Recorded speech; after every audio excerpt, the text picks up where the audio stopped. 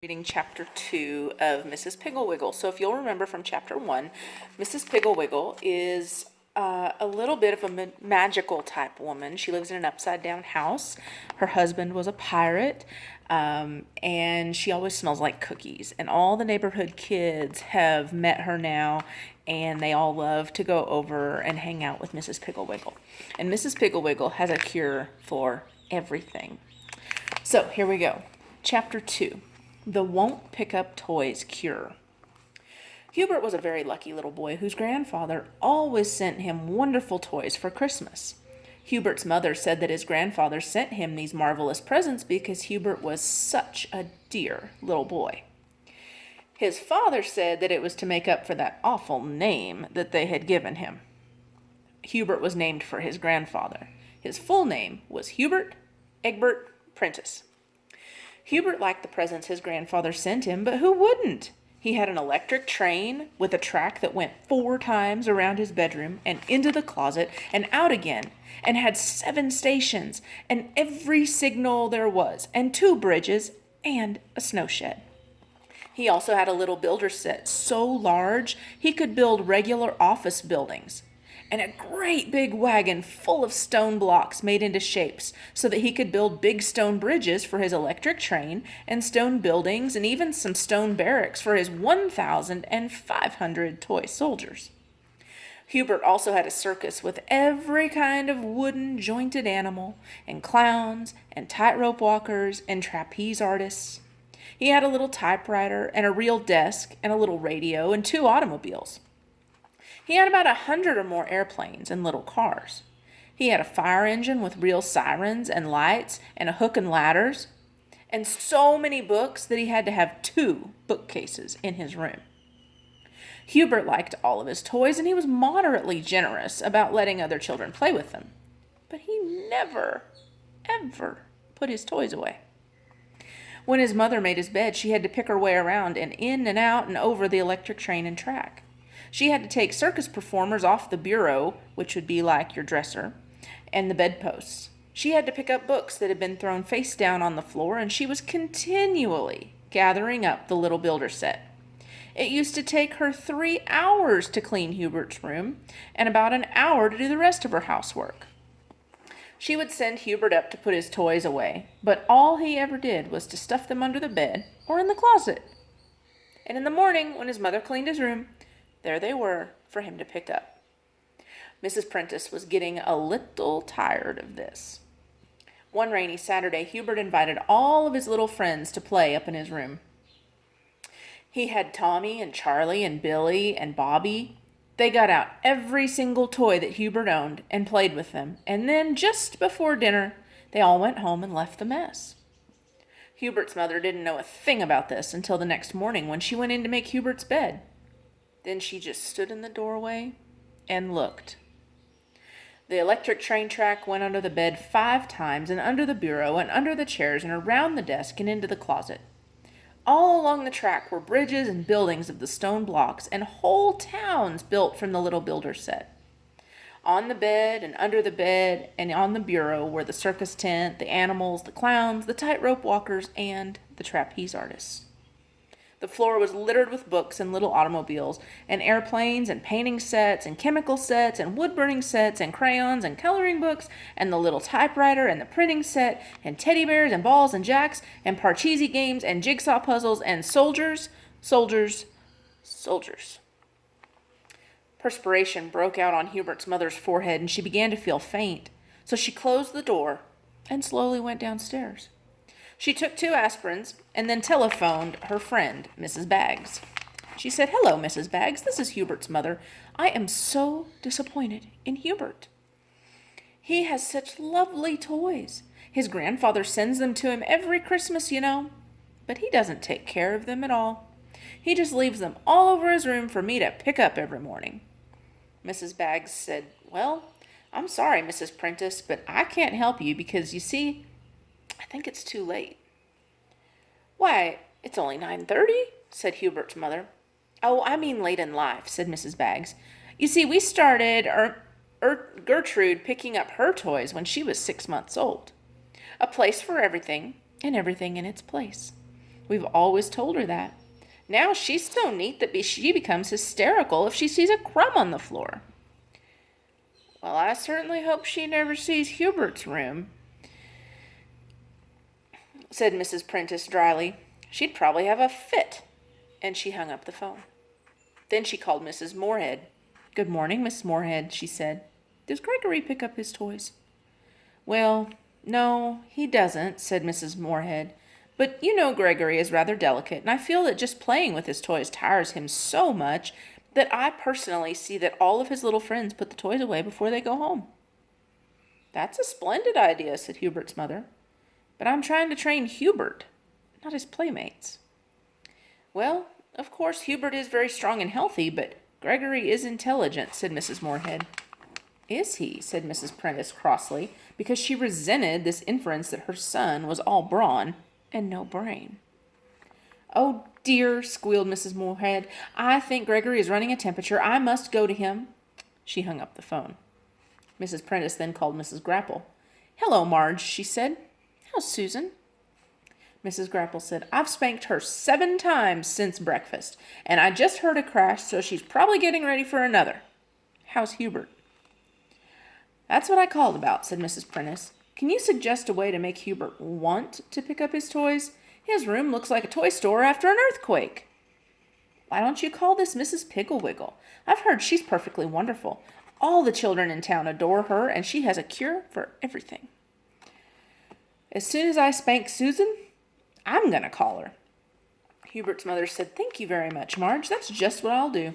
I'd forgotten about Mrs. Piggle, but I just know she can help me. So she called Mrs. Piggle and said, Mrs. Piggle, I hate to bother you, but you seem always to know what to do about children, and I'll confess that I don't know what to do to make Hubert put his toys away. Mrs. Piggle said, Hubert is the sweet little boy with all the wonderful toys that his grandfather sends him, isn't he? Mrs. Prentice said, Why, yes, but I didn't know that you knew him. Oh, yes, said Mrs. Piggle. Hubert and I are old friends. In fact, he's building an automobile in my backyard out of orange crates and empty tomato cans. Hubert is a very good carpenter.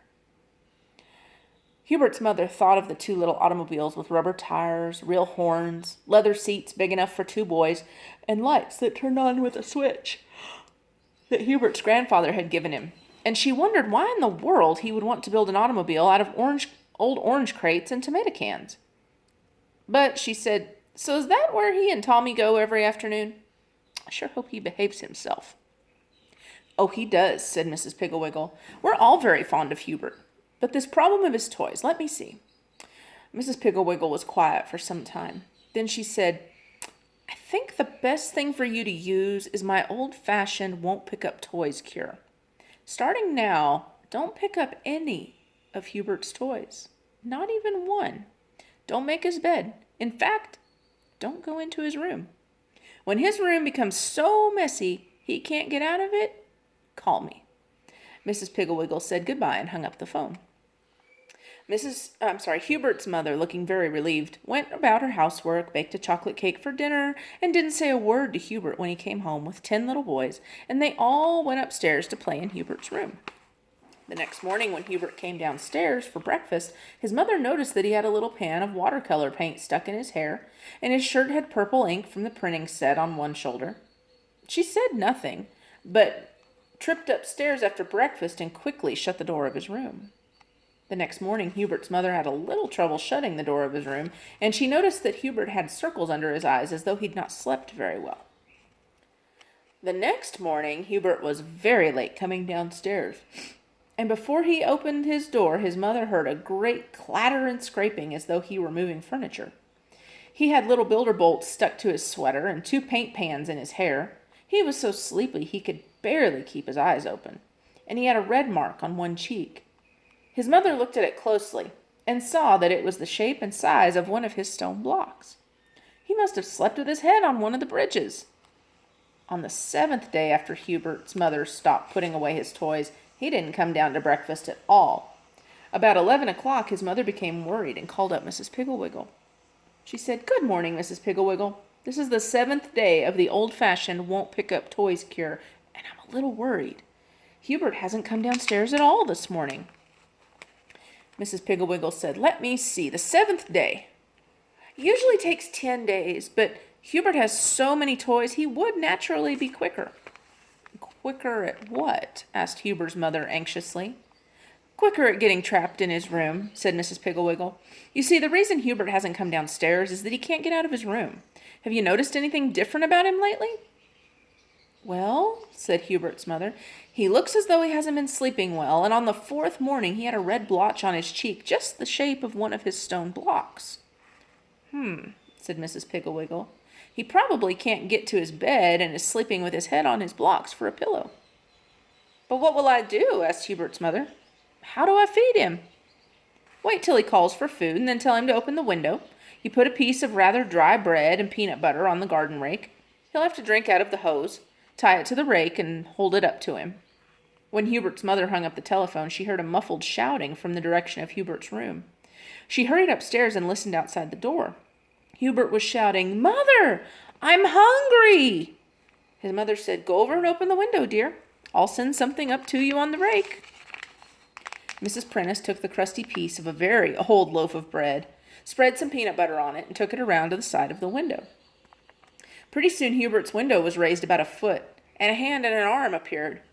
His mother stuck the bread on one of the tines of the rake and poked it up at the window.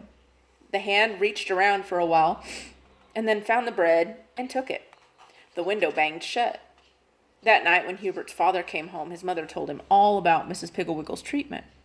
Hubert's father said, "Mrs. Pigglewiggle sounds all right, but none of this would have happened if Hubert's grandfather hadn't given him so many toys. When I was a boy, all I needed to have for a good time was a little piece of string and a stick. Mrs. Prentice said, "Not that old string and stick routine again, John. Anyway, now that Hubert has the toys, the picture has changed." Mr. Prentice hid his face behind the evening paper and said, "Something smells delicious. Is it Irish stew, I hope?" "Yes, dear," said Hubert's mother, worrying about how she was going to serve Irish stew to Hubert on a rake. She finally put a potato on one prong, a carrot on another, an onion on another, and pieces of meat on the last 3. The window was open only about 3 inches, but the hand grabbed the food. After dinner, Hubert's father tied the hose to the rake and held it up while Hubert put his mouth to the window opening and tried to get a drink of water.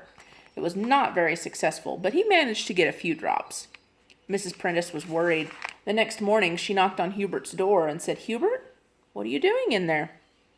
Hubert said, "I've got a bear pen made out of bureau drawers, and my bed's the mother bear's house, and my train runs under my bed 13 times now." "Hubert, dear, don't you think you should try and come out soon?"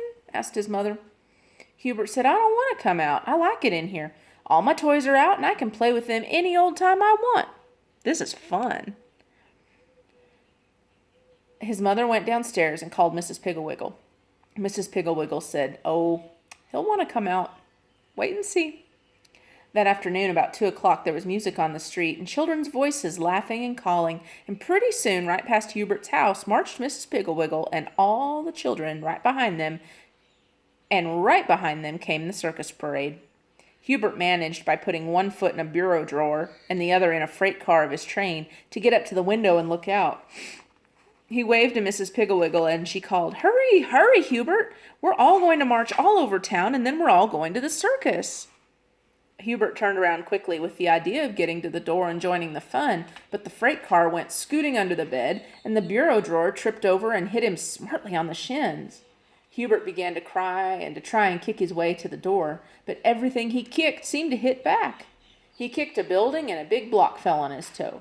He kicked at a little builder office building, and it fell over and hit him on the back of the head. He kicked a book, and it hit a lamp, which fell and knocked a heavy wooden elephant off the bedpost onto Hubert's shoulder. He could hear the music of the circus parade growing fainter and fainter, so he cried louder and louder. Then he heard a tapping at his window. He crawled over and reached out. It was the rake with a note on it. He took the note and opened it. It said, "The only way you can get out of that trap is to put everything away where it belongs. If you hurry, we'll wait for you. Your friend, Mrs. Pigglewiggle."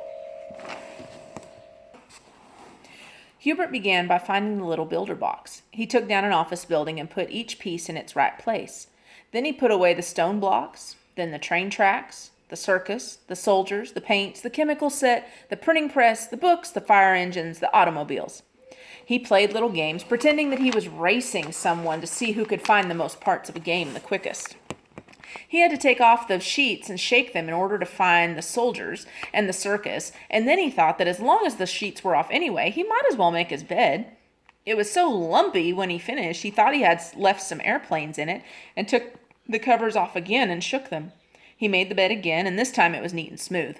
Hubert was proud.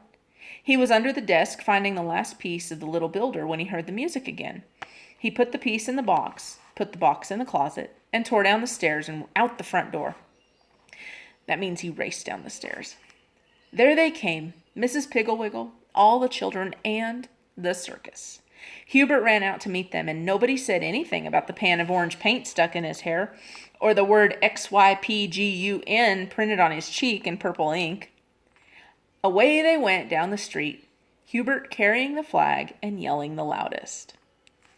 So next time, we're going to read The Answer Backer Cure.